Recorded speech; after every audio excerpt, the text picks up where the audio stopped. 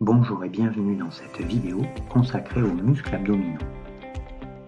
Les abdominaux sont constitués de 4 muscles différents qui se superposent un petit peu comme les feuillets d'un oignon. Le plus profond, le carré des lombes, est constitué de fibres musculaires verticales.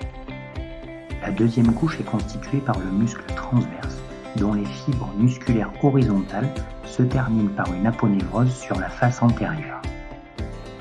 La troisième couche est constituée par le muscle grand droit qui s'étend du bas du sternum jusqu'au pubis. Puis on trouve le petit oblique dont les fibres musculaires partent en oblique vers le haut. Et enfin le grand oblique qui vient recouvrir l'ensemble avec ses fibres musculaires en oblique du haut vers le bas. On voit très bien sur cette coupe horizontale la superposition des différents muscles qui constituent nos muscles abdominaux. Maintenant que nous avons détaillé la composition de cette ceinture abdominale, nous allons voir quelle est l'utilité de chaque muscle. Le principal rôle du muscle transverse est de maintenir tout ce que nous avons à l'intérieur du ventre. Son rôle moteur est très limité car les fibres musculaires sur la partie antérieure ne s'insèrent pas sur les parties osseuses. Contrairement au transverse, le grand droit va avoir un rôle moteur très important dans la mesure où ses points d'insertion sont fixés sur les os.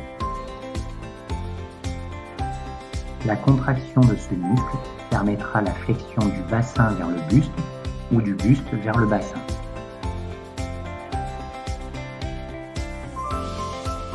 Les obliques, quant à eux, de par l'orientation de leurs fibres musculaires, vont permettre des mouvements de rotation du bassin,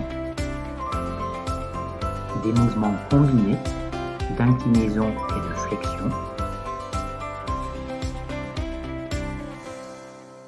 ou des mouvements d'inclinaison seuls.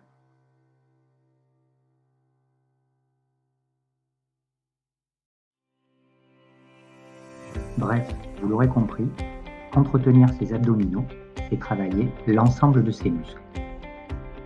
En particulier le transverse pour avoir un ventre plat, les obliques pour limiter les poignées d'amour, et le grand droit pour développer la tablette de chocolat. Merci de votre attention et à très bientôt dans une nouvelle vidéo.